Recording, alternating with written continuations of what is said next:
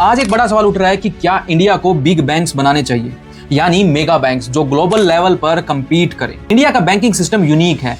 यहाँ commercial bank, small financial banks, payment banks, cooperative banks सब mix हैं। एक तरह से all kind of banks for all kind of needs. पर अब डिस्कशन है कि should India create big banks. सबसे पहला, why people want big banks. Number 1, reputation and global power. India global economy power बन रहा है, तो बड़े कंट्रीज को बड़े बैंक्स की जरूरत होती है। टॉप 100 बैंक लिस्ट में आना भी प्राइड का मैटर होता है। दूसरा, big loans for big projects.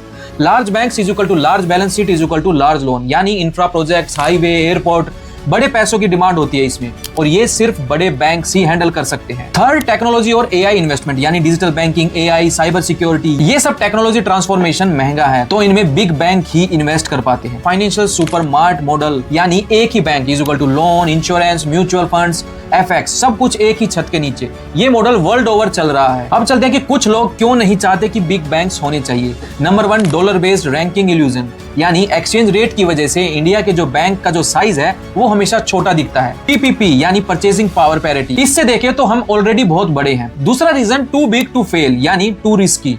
अगर छोटे बैंक्स गिरते हैं इजी टू फिक्स होता है, पर बड़े बैंक्स अगर गिर जाएंगे तो सिस्टम हिल सकता है। तीसरा रीजन है, not suitable for long term infra loans. Deposit short term होते हैं, इंफ्रा लोन्स लॉन्ग टर्म होते हैं, तो मिसमैच होता है। इसलिए बॉन्ड मार्केट और स्पेशल इंस्टीट्यूशंस बेटर ऑप्शन हो सकते हैं। चौथा रीजन है, कंसोर्टियम ऑलरेडी वर्क्स।